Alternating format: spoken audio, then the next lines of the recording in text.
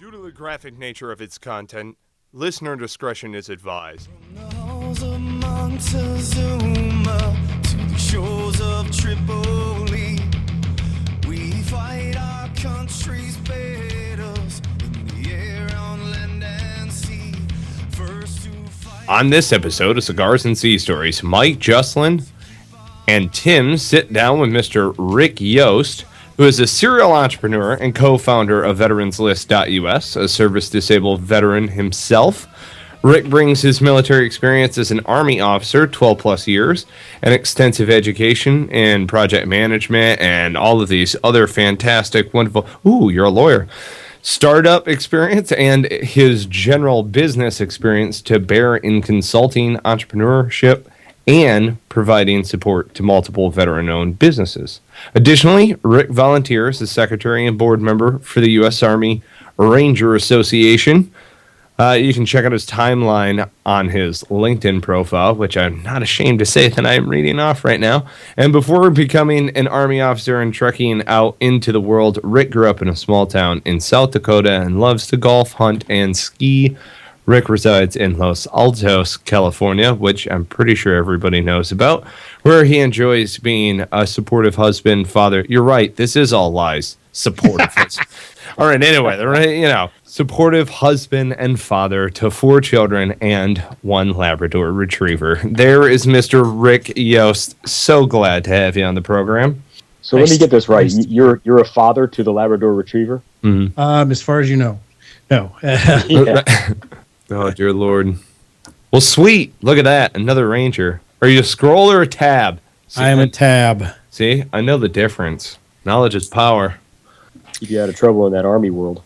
Yeah, that's true. That's true. Well, I thought I was being unique when I was an armor officer and I went to Ranger school, and then I showed up at a cav unit and they all had tabs. So, nice. So when did you actually join the Army? I went through ROTC at the University of South Dakota. Nice and cold up there, and then I went on active duty out of there as an armor officer. Tanks are cool. Right on. And what so year was that? As 1988, right before Desert Storm. Yeah, you're old school.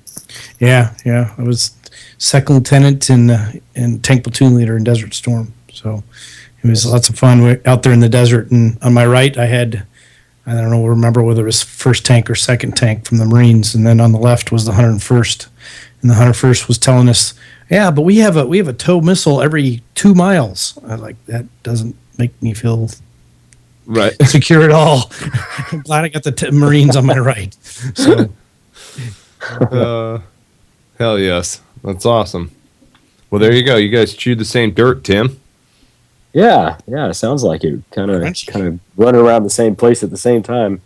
Probably didn't see you. I wouldn't have known to wave at you if I'd have seen you. But yeah, I was with 5th Marines. We floated over on the 5th Marine Expeditionary Brigade and came ashore the night before the ground assault and did that whole thing. So you guys, I think, were. Did you do the push straight up the middle to Baghdad? Or not Baghdad? Yeah, we were way out west with 18th Airborne Corps, and went up and around all the way. Got stopped about, I think it was about 40 kilometers from Al Basra. So we ended up. I was never in Kuwait. Okay. I went all the way around it. Gotcha. Wow, that's nuts. Right. So you got out in 2001, and then did you go straight into entrepreneurship, or? No, I'd shortly before I got out, I'd finished my MBA at Florida and went through headhunters and such, and ended up getting a couple offers. I accepted one with Bearing Point. They were one of the big 5 consulting firms at the time, but I went off to do IT consulting, and I'd pledged that I was never going to work on a government contract. So what I end up on? A government contract. So, there it is. And so I was with Bearing Point on a Navy contract at Marine Corps Air Station Cherry Point for about 2.5 years. So yeah, it's just right up the road from me. Yeah. So no, I like that. Lived in New Bern. Oh, okay. Yeah. Cool. Well, I'm glad I bet you're glad to get out of here. There are better places in the world to be than here. Yeah, it's like being in the military. Wherever you get stationed or whatever, you kind of figure out what what that place has to offer. So I learned how to scuba dive. Yeah. There you go. Did you get out on a boat much? Yeah, for a while there, I was going almost every weekend, diving on the wrecks and stuff. Yeah. Yeah. See, that's what makes it tolerable around here. But me, I've been here 6 years and I haven't been on a boat yet, so I'm still kind of hating life. You haven't been on a boat the whole time you've been there? Well, I took a ferry out to the island. Went to go see the lighthouse. Yeah. Ocracoke. But other than that, you haven't made any buddies? Well, I got all kinds of buddies. I just don't have time to go out on a boat with them. See, fuck that. I'm going down to the dock with a cooler full of beer and being like, what up, boys? What's That's going what I'm on there? talking You about, catching some fucking fish out there? Wow, Have a bait. like that guy. Someday I'm going to strike rich and I'm going to actually buy that boat. You know that country song that says, "Going to buy me a boat," or no money. It's money can buy me a boat. You know that song? And a truck to pull it. Yeah, and a truck to pull it, and a Yeti 110 iced down with some silver bullets. Yeah, that one. Yeah, I like that song. Anyway. Yeah, that one. Someday. Shit. Some Pabst Blue Someday. Ribbon. Who's breathing? Jocelyn. It is. What? I couldn't find my puffer. Justin's always breathing in that thing like he's a kid on level 5, like, going death boss style, gaming his ass off. What? That's what it reminds me of. It's like some dude in his basement. Like, no, Mom! Like, Mom, bring me a sandwich, Mom. Mom! Bring me the toilet. I don't want to get up. Don't make me get up, woman. Bring my foot off in your ass. Mom! Hey, so now that we've shown the difference in the generations, what from your guys' perspective is the difference between that Desert Storm era and now, as far as combat goes, as far as the Oh my general? God, where to begin? Wow, jeez, yeah, deep question. I mean, in hindsight, they're night and day. When I was in the turd of my tank getting ready to cross the berm, I didn't feel quite that way. But in hindsight, it's a different story.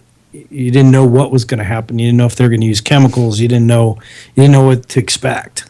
Sure. Just like they do today to a certain extent before it happens. I mean, and then after the fact, it was like, it was 100 hours and we traveled 300 kilometers in 2 days or some crap like that. And, just had us a couple night attacks and that kind of stuff. But I mean, it's totally different. You guys roll out the guys today, you're rolling out the gate and the IEDs and snipers and all that kind of stuff. Just very different. Very different, obviously. I mean, I look at the guys today and just I'm in awe. They're going on 3 or 4 deployments and in a career, and you just can't. I just bow to them because I'm just in awe of what they've persevered through. Core. Yeah, I'm sitting here trying to think. Is there anything that is even remotely similar anymore, other than the fact that we still wear uniforms and shoot guns? Yeah, I mean, the technology has changed to the most has changed a lot since I was there. A couple of guys had A2s when we were rolling through Ramadi 1. Oh, yeah. Well, I rolled in M1A1 HA, and we had 2 GPS in the entire cav troop. 2. Wow. So as a tank platoon leader, I didn't have a GPS. I used a map. Well, if it makes you feel any better, they gave us GPS, and I'd rather use a map. So that's what we did instead. yeah, I hear you. But our troop commander as we're rolling along, the troop commander is giving out grid coordinates over the net so we could follow along because it's like a pool. It's like a pool table out there. Right. Yeah. It's God. Even outside the military, just the kind of the mood and attitudes in society in America. Everything's different. Yeah, I left in March 2001, so everything changed in September. Right. Oh yeah, right after I left, everything changed, and continued to change over the last 10 years or so. So it's a different world now. Now for myself, I mean, I've been in government contracting, so I've always kind of been around the military, and now through the Ranger Association, I'm still engaged, and through the Veterans List, I'm still engaged with veterans and people recently out and all that kind of stuff. So I kind of stay plugged in. Right. So how did you actually get plugged into Veteranslist.us? So when I was in DC, I had a leak in my shower. It was leaking down in the unit below me in the condo, and I needed a plumber. And I said, I'm a veteran. I want to hire a veteran. And I even knew that the vans drive around DC said service disabled veteran-owned business right on the side of plumbing vans. So I went to Google and some other resources out there, SBA and a few others, and I tried to find myself a veteran-owned plumbing business in DC, and I could not find one, even though I knew they existed. Right. And I thought to myself, there's got to be a better way. In this day and age, there's got to be a better way, and I just kind of tucked that away. Literally, I don't know, 3-4 weeks later, I went on Kickstarter and I did a search for veteran or something like that, just kind of curious. And Veterans List comes up, and I look at it, and it's like, man, this is a horrible Kickstarter. And then I looked down there, and I said, oh, I saw Will's pretty face, and saw that he was local. And I said, but this is my idea. And so I emailed him and said, hey, you want to grab coffee? When I saw your Kickstarter, and I'm here in the area, let's get together. And we just hit it off, and we started throwing out brainstorming ideas almost immediately. And, after a couple more meetings, we decided to partner up and make a go of this. And so we made some drastic changes to the Kickstarter in the middle of it. Well, in hindsight, what we probably should have done is tore it down and then reposted it later. But at the end of the day, we did get funded over our $1,000, enough to buy a WordPress theme that would do what we wanted to do, and we were off and running. And so it's been very cool being able to help veteran-owned businesses, help veterans, and just my network of veterans has grown. The number of veteran events I've gone to, I'm fairly plugged into not only that but the veteran community. So at this point, between myself and my business partners, we are truly a resource for veterans who want to go into entrepreneurship, and to a lesser extent if they're looking for a job as well, because of who we talk to every day. That's fantastic. Yeah. And I got to say thank you for being one of our sponsors. So, folks, if you haven't already done so, and if you're a veteran-owned small business and you want to get added, or a veteran-owned business of any size, you want to get added to Veteranslist.us for a featured membership, you can get 50% off by typing in Cigars and Sea. Just throwing it out there. Just throwing it out there. I like that. That's good. Well, shameless plug. Throw shit on the wall, see what sticks. Well, interestingly enough, you talk about that. I just as I said, I was saying I just moved from all the way across the country from Washington, D.C. area out here to California. Well, now I'm a co-founder of this Veterans List thing. I said, okay, well, I need to live this.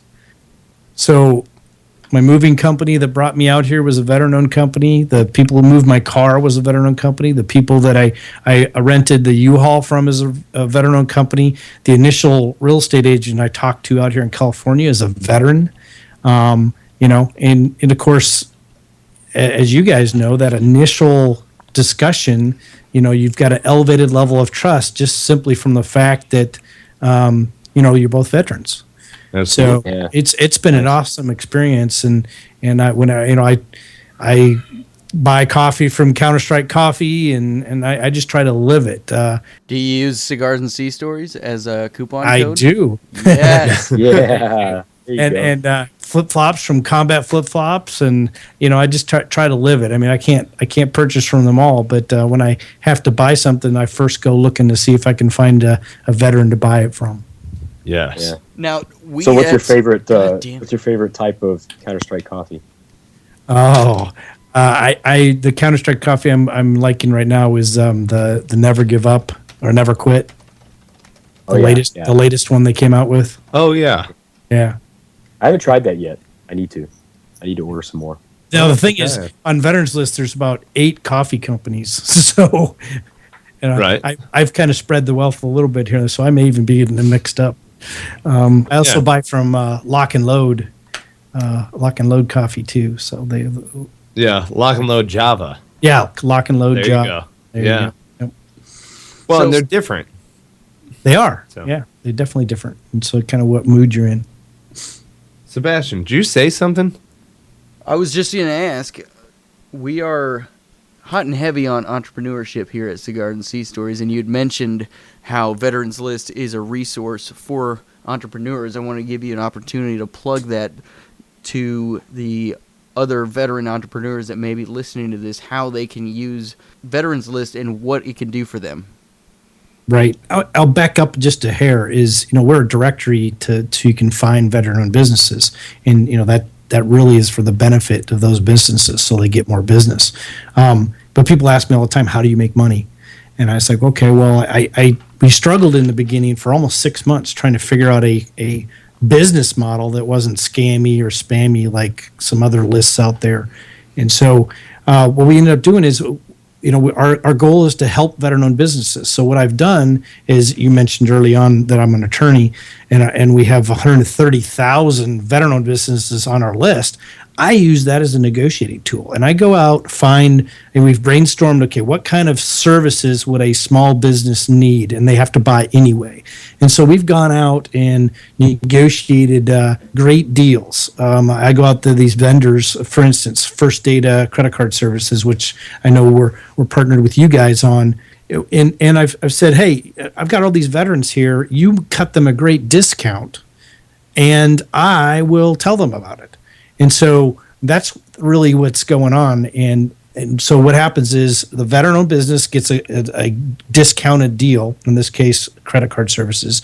The vendor gets a new client, and then Veterans List takes a small piece of that transaction, and that's how we monetize. That's how we're going to be able to keep doing what we're doing.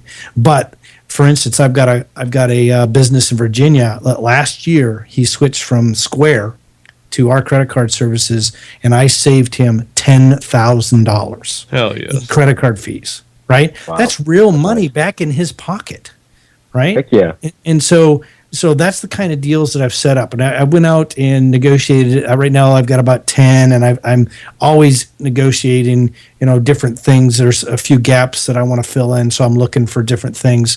But the bottom line is, I want to be a resource that a veteran who's starting a business, or a veteran that's in business and is tired of paying, high dollar for whatever business resource that they need, they can come and they know they're going to get a discount. They know they're going to get a high quality vendor, and it's kind of a one-stop shop. So the kind of things we have: credit card services, funding options like Street Shares or Now Account for invoices, M&A services when you're getting ready to sell that business. Yeah. I got them, and they give you 20% off their normal M&A fee.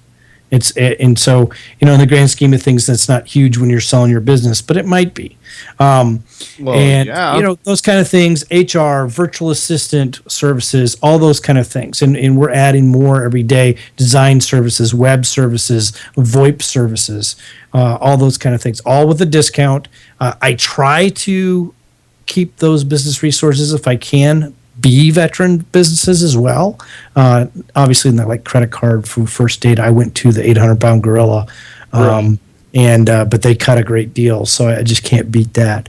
But anyway, that's what we do, and that's kind of how we monetize the site. But at the same time, if like in the one case, if I'm saving you $10,000 and I put a little jingle in the pocket so I can continue to do this, nobody's ever gonna poke fun at us because we're making a little bit of money. This is America. So, right. America. Hells yeah. So is Veterans List your primary occupation now? I mean, is that what you're doing to make a living, or you got other things going on?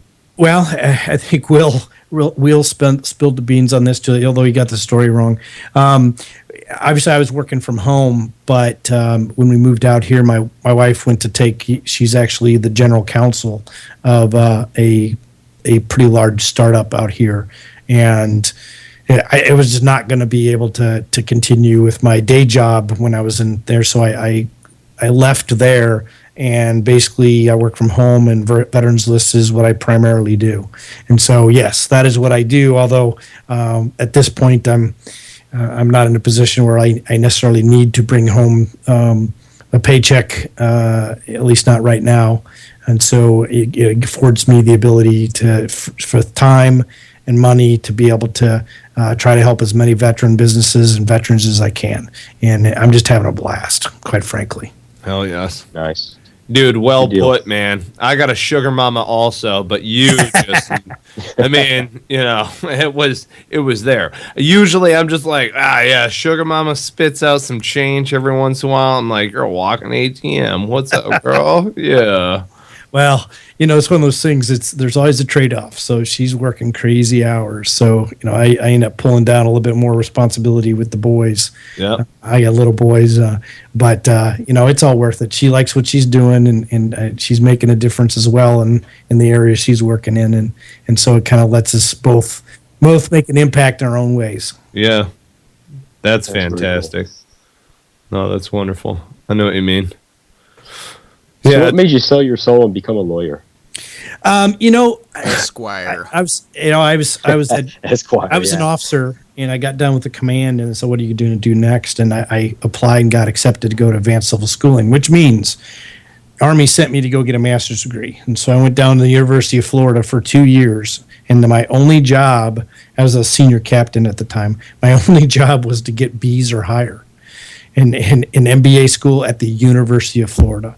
Jesus. So all I can say is I had way too much fun, right? But and I got some good grades and played a little golf and the like. So, but while I was down there, a lot of my friends were also in law school, and I kind of got a fever to go to law school. I was like, yeah, I could do that, and well, the Army wouldn't let me do it then. So later, when I got down to D.C., I just said, you know what, I'm going to try to. I got all this GI Bill, and I've already got a master's degree. I think I'm going to go to law school. I think I want to be a lawyer. And so about a year in, I just said, nah, I don't think I'm going to want to be a lawyer in that sense. But I continued on, finished my law degree, even took the bar in Virginia. And I've practiced it. I've got a couple small businesses as clients back in Virginia still, but for the most part, I use it every day, but I don't practice on a daily basis. So what possessed me? I am a glutton for punishment. There you go. There you go. Yeah. Well, we're all masochists. Well, I mean, you know, yes. to some extent. Absolutely. Certainly. That's part of that drive, being a military guy. You know, you always got to one up the next guy. And after Ranger School, there was nothing anybody could ever do to me again that was going to make me bent out of shape. Well, you know, I think along these lines of entrepreneurship and everything, I mean, since the time where you had to hunt in order to eat, there hasn't been really an accountability for your own survival except for going into business for yourself or doing something to the like. At least in modern times. So we are the modern go out and hunt for sustenance type of individuals. And I do take a lot of pride in that. You're absolutely right. Back then, it was a tough life. You had to go out and hunt or you didn't eat. And it's kind of the same thing. I mean, like even people look at like Major Mom or even Griff, who was on, both of them were on Shark Tank here recently. You know, if you get to talking to Angela from Major Mom, and she's like, she's a startup, right? She's been working that business for 7 years. Wow. Yeah. You know, Yep. and it's not, and she said in Shark Tank, it's like, oh, we my business partner and I, we pay each other $30,000. She's been working this business for 7 years, you know, and that's where she is. She's got a cool idea, and she's just figuring it out as she goes. And I have met her several times, and I know that for a fact that she will be successful just because of who she is.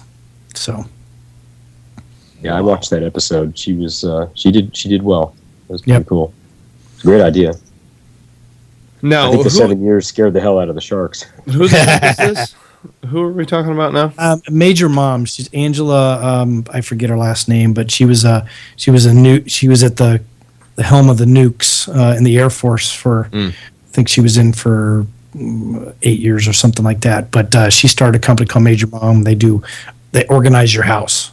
And she started down in Phoenix, and she's got another site in Colorado, and she's a veteran-owned business, and that's who we're talking about. She was on Shark Tank, Right. And the same episode that the Griff from Combat Flip Flops was on Shark Tank as well. They do a veteran episode every once in a while, and as of right now, they're looking for people to apply, veteran businesses. I know that to be a fact. So if you have something you think would play well on Shark Tank, one, go ahead and apply, and two, I can get you in contact with somebody who can probably give you some solid advice. There you go. Well, there you heard it right from the horse's mouth. Hell yeah. Hey, Mike, you should remember that episode. We were at NatCon in Charlotte that weekend at the after party. Oh yeah. And it was on TV. Everybody was watching it. Hey, I know what he's talking about. I just wanted to make sure our audience did. I thought you were just stupid. So no, come on. I watched that damn thing. I was wondering. No. So. Yeah. No, it's great that this community. What I'm finding, this community is just like the military, is very small, and veteran entrepreneur community is also very small. And so one of our mantras is, well, I've got two mantras. One is, hey, veterans should be helping each other, whether through its education or sourcing. If they have to source something for their business, why wouldn't they be sourcing that from another veteran? So that's the first thing. The second thing is, I go out and I'm starting to build some relationships with supply diversity departments of large corporations. And my mantra with those guys is, one, they want to do business with veterans, and they say, we just can't find them. Well, I'm here to help them with that. But one of the things I tell them is like, oh, we've got a veteran hiring program. I said, that's great. Keep doing that. Do more of that. Triple it. Yeah. But if you really want to help veterans, add to your program that you add veteran-owned businesses to your supply chain. That way, they already have a preference for hiring veterans. And so with each company you add your supply chain, you're helping 5, 10, 20, 25, maybe 50 veterans in one shot. And they're like, oh, I never thought of that. But, we already speak the same language. We have a preference for hiring other veterans because, again, we speak the same language. We know what we're getting. When I'm hiring a staff sergeant from the Marines or even a corporal from the Marines like Will, you know what you're getting. You really do. You have different experiences, but for the most part, there's a commonality there that you kind of know what you're getting. And it's so very how does that work quality. out with you and Will? You're what, a senior captain, or did you get out as a major? I left as a major. Yeah. Okay, so an Army major and a Marine corporal hanging out, entrepreneuring together. So we're brothers. We're brothers. What's the dynamic? We're both businessmen. We're brothers. We're equals. It is what it is. He's got his role. I have my role, and we're working this together. Those roles cross over at times, but we're brothers. We have a common goal. We have a common mission. So it's nothing more than that. Well, you can't tell me he doesn't bust your chops from time to time. Oh, he does all the time. And that's what makes it fun. A Marine corporal's going to bust an Army major's chops for lacking experience in education. But guess what? I bust his balls right back. Well, yeah, and I mean, for Christ's sake, have you met Will? I mean, Jesus, like my God, man. I've just got to stop. But at the same time, I'd step in front of a bus for him. There you go. Because again, we're brothers, we're business partners, and we're going to make this thing, successful and help a lot of veterans and veteran-owned businesses. Hell yes. Yeah. And you made a comment a minute ago about how there are very many of us, talking about veteran entrepreneurs, and that's really something that all of us, I think you guys just as much as us here at Cigars and Sea Stories are all kind of focused on trying to change that dynamic. And the statistic from after World War II is like 49% of all veterans became entrepreneurs.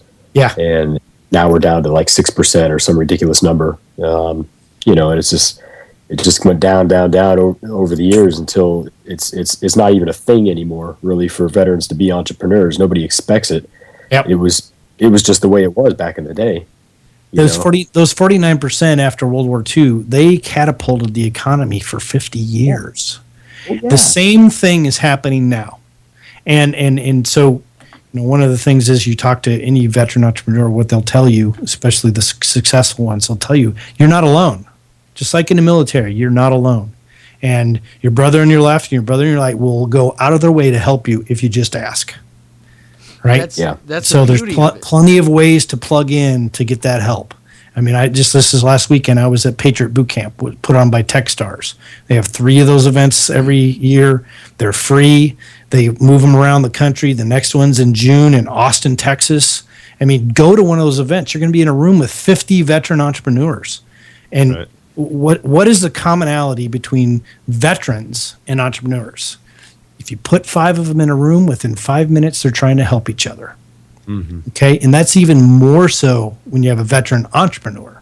Not So if you got an idea, you have challenges, you plug yourself into that community, and you will get people that have been there, done that, and will go out of their way to help you and give you ideas or even resources to help solve your challenges. Well, that's what I appreciate about Veteranslistus, is if you guys are consolidating that in some fashion for, guys that are looking to get into the space. I mean, that's an invaluable resource. So, right. Even one of our resources, Company Plus, what's awesome about that is, if you've got an idea and you go like, I'm going to start a company, they literally will stand up a company with all your social media, your EIN number, all the different pieces, parts that you'd have to have in place that would probably take you 2 months to get done. They will do in 24 hours. And in 24 hours, you will have social media, you will have all your documents in place, filed in Delaware, and be up and running with a business. Business cards, web domain, simple website, that kind of stuff in 24 hours. And so, say the name of the company that does very this? reasonable price. It's Company Plus. It's right on our homepage of our website. You fill out a thing, give them a little information, and they run with it. And within 24 hours, you've got a company with a logo, with business cards, everything up in 24 hours. It's amazing. And the price they charge for that is ludicrously low.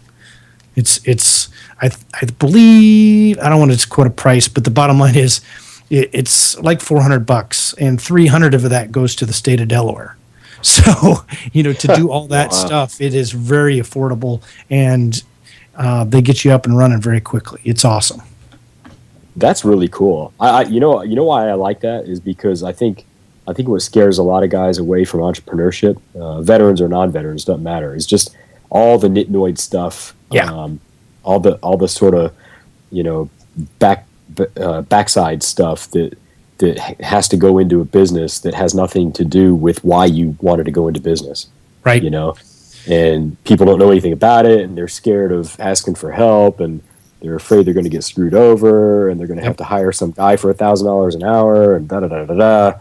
That's a great solution, man. That's really cool. No, that's awesome. And like I said, I'm aware of. I talk to veterans every day, and they ask me questions. Here's my challenge, and invariably either I can help them or I can point them to somebody who can.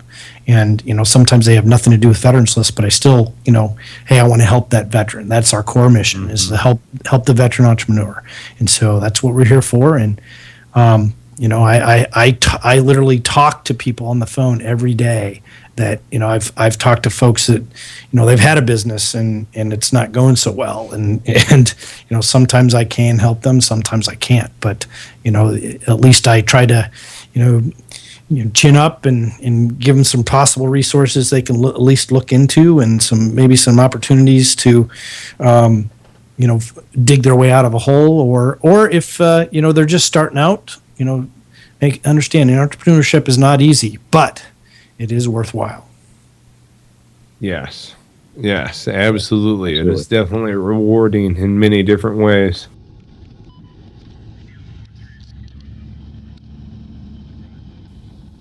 Cigars and Sea Stories is proud to support and sling CounterStrike Coffee.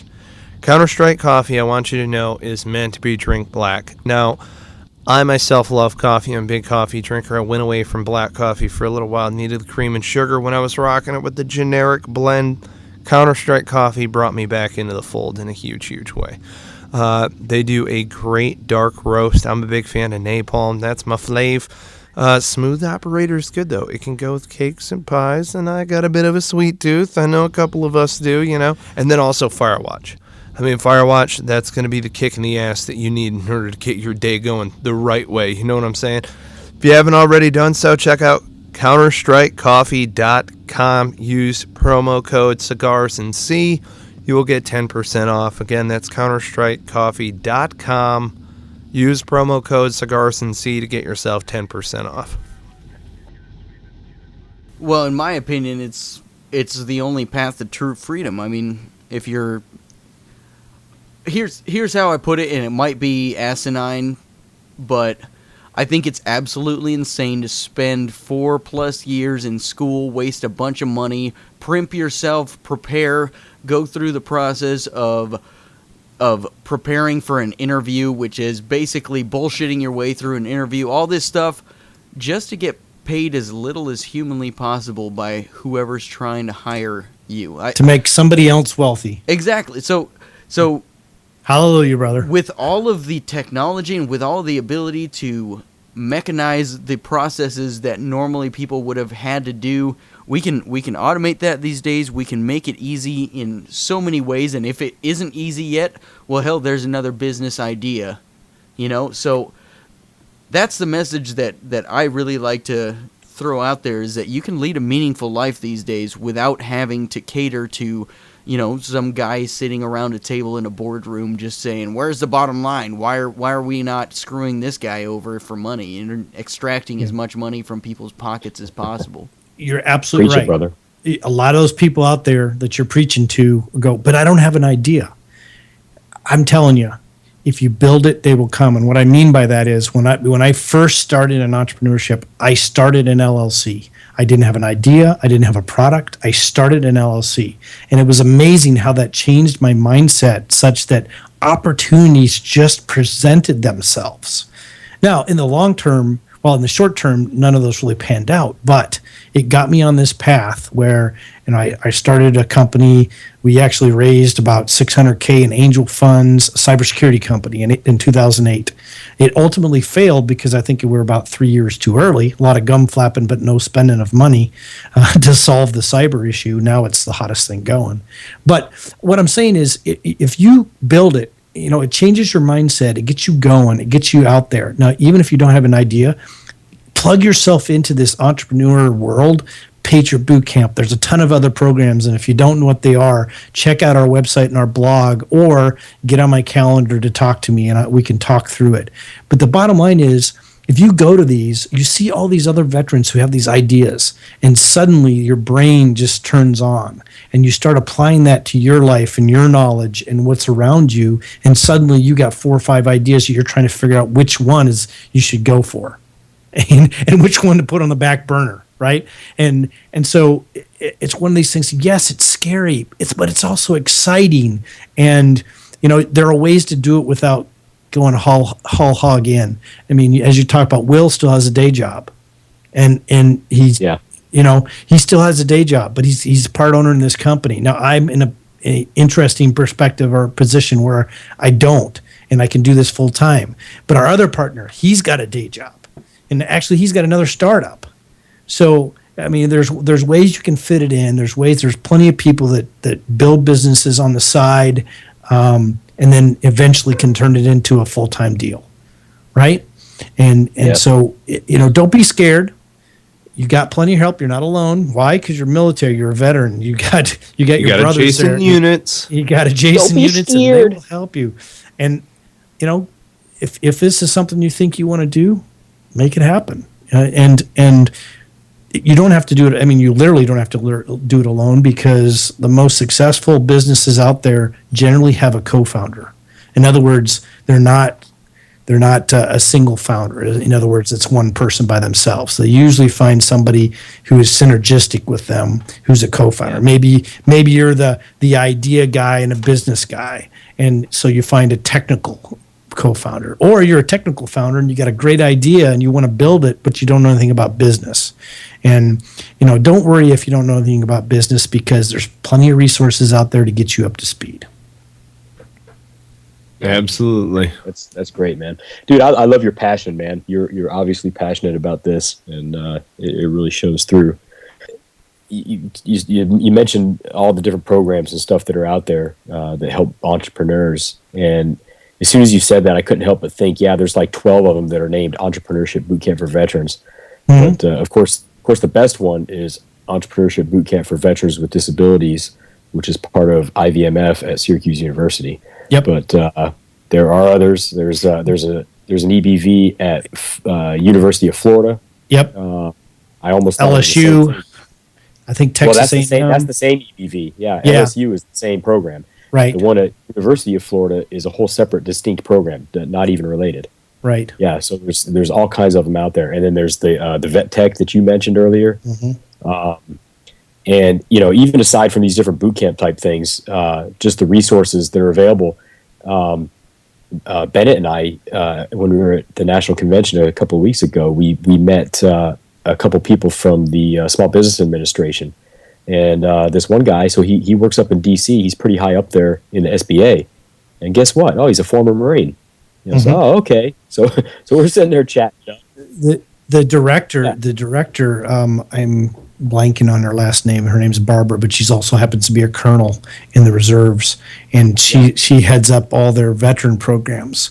And I've seen her at multiple events. I'm part of the Coalition for Veteran-Owned Business that is run by IMVF out of Syracuse University, along with First Data, Walmart, BP, a bunch of these other large corporations who have all pledged to help veteran-owned business. And so I have inserted myself into that. I've been to both events that they've had so far, and it's interesting. But the SBA always shows up, and it's usually, I'm blanking on her last name, but she's a colonel, and her name's Barbara from the SBA. She heads up she's the director of their veteran business programs. So. Yeah. I think they're going to have to spin up not a small business administration, but a veteran business administration if we're truly planning to make this thing a 49%. Yeah, they ought to. That's not a bad idea. That's like a stroke of genius. But we spoke to Ray Milano, was the guy that we ran into, and he put us in touch with a lady named Leanne Arnold, who is the outreach specialist for the Office of Veterans Business Development at the SBA. And then he also introduced us to a guy, which this gets even more fun. He is, let's see, I'm looking through my email as we're talking here, but he is also a former Marine, but he works at the White House, and he's like a liaison to the Office of the President for the SBA. What's his name? I think I met him like 2 weeks ago. Yeah, I'm trying to find it. I'm looking for the damn email. But anyway, it's a small community. Resources, man, resources. Yeah, they're freaking tons of resources. And if you're scared, you don't know what's out there, plug yourself in. And people like me, they know there's the bunker system. There's if you want to do business with the government, there's a VIP in Montgomery County, Maryland, that's free for veterans to teach you how to do business with the government. And there's just all kinds of stuff. And so, if you're in a particular area and you don't want to travel or whatever, reach out, and you're going to get the information you need to get you on your way. Mm-hmm. Oh, here it is, Matt Steiner. Does that ring a bell? Yeah, I think I have met him. He's the Associate Director for Veterans and Military Affairs in the White House Office of Public Engagement. Yeah, I'm fairly certain I met him about 3 weeks ago. Yeah. Cool stuff. It's good to know people that know people, Yeah, exactly. So. Oh, yeah. Oh. All of these different resources, I don't want to say came to light now since I've become an entrepreneur, but of course, just because we're in the space and we see it daily, a lot more of them are popping up, and they're extremely valuable. Not just a veterans list, but also it spiderwebs off of itself very easily. One of the things that we're looking to do is blow up your event page here pretty soon, just to get some nationwide events on there, and absolutely. and other veteran. It's, hey, I'm a veteran and I want to figure out what type of veteran events are going on. Veteranslist.us. Duh. Yeah. Well, there's tons of stuff going on out there. I mean, this coming week, I'm on a panel at San Jose State University. They're having a veteran transition, and I'm going to be on the panel with a couple other guys. I like to put myself in a room with veterans and veteran business owners and let the magic happen. So, you're right. There's lots of resources out there, and it can actually get confusing and kind of overwhelming. There's I think the last number I heard, there's over 400,000 that are doing things for veterans in some respect, and some of that's a function of our time and the lengthy duration of the wars and stuff like that. But at some point, there's going to be a consolidation, and that number is going to come down. But I've tried to look at stuff and definitely plug into the ones that I think have legs over the long term. And so, and quite frankly, most of the ones I recommend, I have attended. And so I can speak from firsthand knowledge about a lot of them. And if I can't, then I probably know somebody who did. So. Yeah. The latest one I'm trying to get an invite to is VWise. It's the one with all the female veteran entrepreneurs. Yeah. That's also part of the Institute for Veterans and Military Families up Syracuse. Yeah. Well, we got to get. I'm sorry. Did you mention this earlier? Did you say that you and Melissa Washington are connected yet? We are connected. In fact, we had discussed me possibly being on her. She's going to have an event in Sacramento coming up that I'm talking about possibly driving up there to be on one of the panels for her event weekend. Wonderful. Yes. Wonderful. Yeah, she's a great lady and very, very ambitious, looking to help out the ladies, and her business is listed on the list, and as is her nonprofit. Right on. Very cool. Yes. Yeah, one of the things that she pushes also, and it bears repeating, is that veterans have DD-214s. That's all that's required. DD-214, bam, you're a veteran. Because there are so many people who are out there who don't even realize that's it. Yep. I mean, they might have served 2 years or 18 months or whatever it is. And they don't recognize themselves or identify as veterans. That in my era, the whole thing was, I was in Desert Storm. What unit were you in? Oh, I was only in Korea. What? You weren't just only in Korea. Right. And I had somebody the other day also tell me, it's like, I just went, I said to him, I was like, I just went to Ranger School. No, you didn't just go to Ranger School, as opposed to being in a Ranger battalion. But the bottom line is, you're right. The mission to entry into this brotherhood is, through your service, and that's it. Doesn't matter where your service was, whether it was in combat or between wars or whatever the case may be. Everybody has a different set of experiences, but some of those experiences are common. And, we've all been, call it what you will, indoctrinated or brought up with a common set of values that make, dealing with each other is a little bit easier. Now, having said that, understand that we are also a reflection of society. So, as I tell anybody who comes to Veterans List, you're going to find a veteran-owned business, but at the same time, I'm still going to tell you buyer beware. Why? Because we are a bell curve, just like society is a bell curve, and you have to live that. I think you're going to find a little bit higher quality, but at the end of the day, we are a reflection of society. Our 10% is way better than the civilian. I agree. But we still have 10%. Shifting gears a little bit, Do you have any experiences from your time in service that are funny? You know, those stories as an officer that would make someone blush. I'm going to tell on myself. I've never told this story in public. I'm going to tell on myself. So here I am. There I was, right? Ranger school. And I'd been slogging through the swamps or in the mountains up and down and all this kind of stuff. I'm tired. I'm hungry. And I'm going on about day 3, and I haven't cleaned my weapon. It's starting to get kind of rusty. And I was really starting to get fearful that the ranger instructor was going to notice, and I was going to get a major minus, and it was going to go down from there. So I was just starting to get very fearful that I needed to clean this. And so we ended up in a patrol base, and it happened to be night.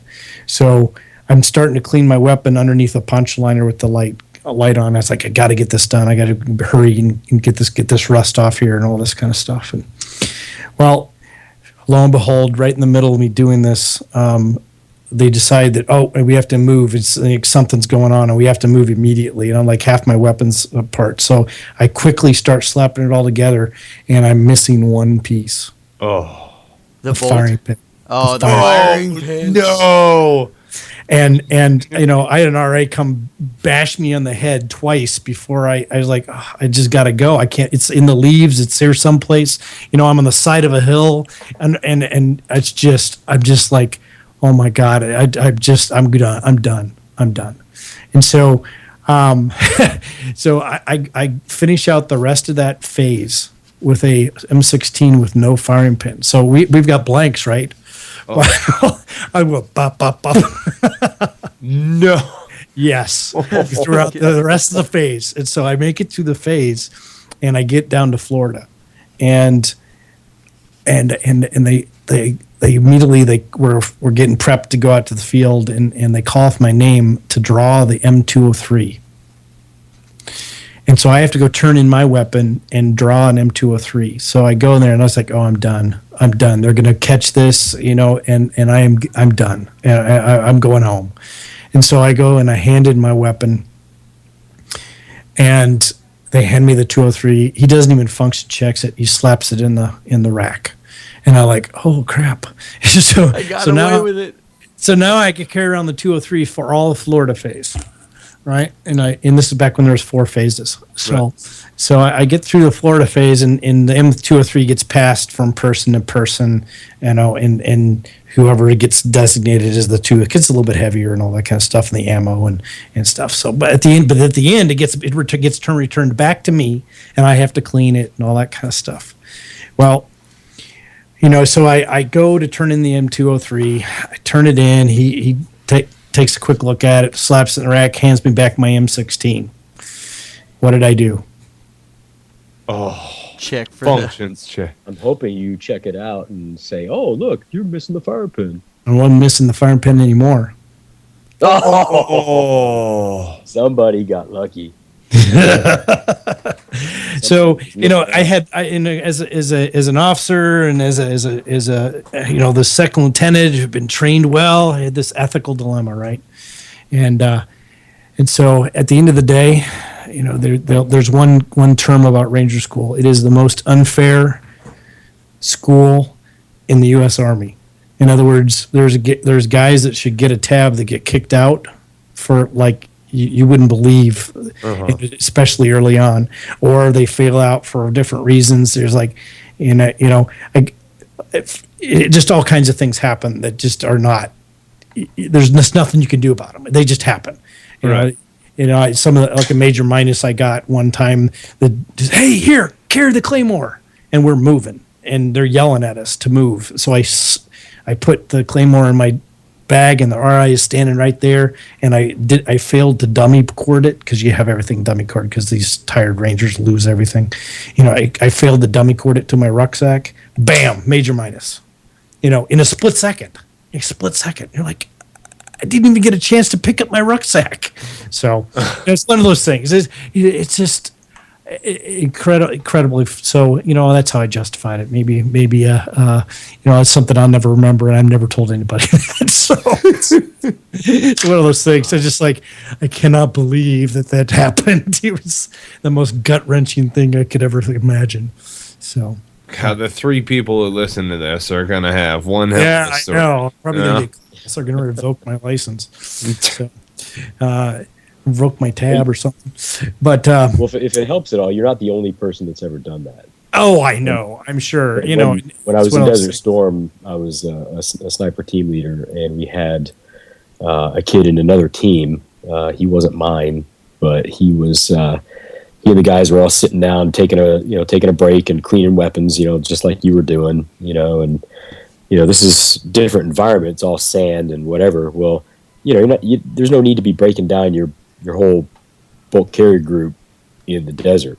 You just need to be brushing the dust off it and putting it back together, right? Yeah. Well, he had this whole thing broken down, and somebody was like, hey, we got to put the weapons back together. Let's get moving, whatever. And he had time. It wasn't like he was in a rush or anything. It was just he couldn't find it. It had fallen in the sand, and it was gone. Gone, yeah. And he didn't tell anybody. Oh. So, it was like he had all the time in the world. He just couldn't find it. And 2 days went by. And you know how quick the Gulf War went by, right? Yeah, yeah. 2 days went by, and he didn't have a firing pin in his weapon in combat. Oh, man. My God. Man. Needless to say, when his team leader found out, he got smoke checked pretty bad for a while. So I got one more for you guys. You might appreciate this. So as a troop commander, we're in the desert. I went back for an intrinsic action. So we're in the desert, and I've got a specialist as a driver for my Humvee, right? Because I'm a captain, and so they give me a Humvee, and I'm not allowed to drive, right? So I've got a specialist, and he was brand new, and he'd had a couple incidents where he just didn't. He's a good scout, but for some reason I flustered him enough that he was doing things that were not great. And in one case in point, so in Kuwait they plow up these little berms, around things, and I don't know what they do. Keep cars from driving full bore into their compound or whatever. And so I'm looking at my map. I'm looking down at my map. I'm not paying attention. We're going someplace across the desert, and I'm looking down at my map, and I look up just as he's going to hit one of these berms. But the problem is he's going straight on with it. He's not going at an angle. He's going straight on with it. And in a Humvee, obviously, about the only way you can get it stuck is to high center the thing. So right in the middle, as he's going up this thing, I'm like, gun it! And it scared the crap out of him. Whenever he, right there, we're just like a stranded turtle sitting right up, all 4 wheels off the ground. And I'm like, oh crap! And and not a minute later, my entire squadron road marches past me in my stuck Humvee. The entire squadron rolls by. Let's put it this way. Amongst the officers, we had a little trophy. It was called the Soup Sandwich Award, and it was 2 pieces of wood that were painted like pieces of bread with a Campbell's soup in the middle. And so, I won the Soup Sandwich Award for that one. That sounds like nickname worthy or something, Yeah, definitely. But that's funny. It was.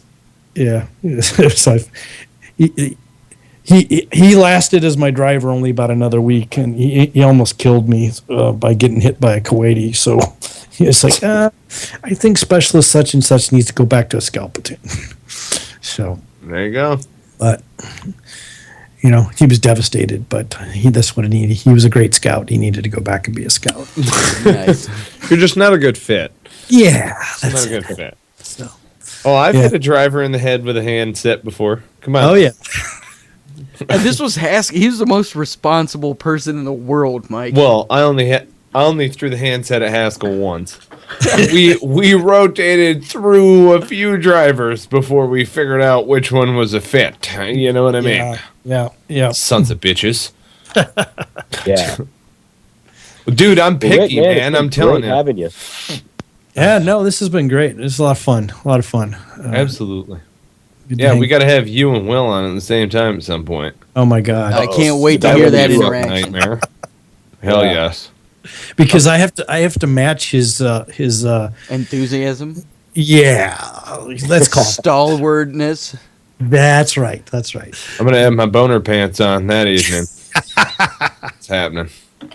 Oh yes. Hey, you ever get out to North Carolina anymore? Well, I was out there. Well, they had a Patriot boot camp there in Chapel Hill, and so I was out there. When was that? October. Shit, Yeah. dude, that's like 30 minutes from Mike and Jocelyn. Yeah, Mhm. yeah. But I think about that time we were just kind of hearing about you guys. Will said, "Hey, you've heard about these guys?" I'm like, Bunch no. of freaking knuckleheads. Yeah, a bunch of knuckleheads, and all they do is get on the and cuss and swear, and like, Oh, fucking sounds shit, good to man. me. Is that all we do? Hell yes. And they says, I'm going on their podcast. I was like, all right, do it. Fuck Dog- it. All good. Sad. There you go. It's what we do. No big whoop. Center Fidelis. Kill bodies. Out. Well, we sure do appreciate it. And for anybody out there who's looking to get a featured membership on Veteranslistus.us, why don't you punch in Cigars and Sea as your coupon code and you will get 50% off. Say again, 50% off.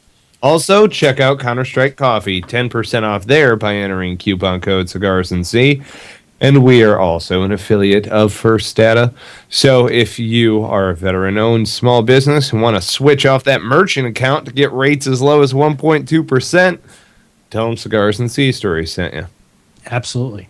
There you go.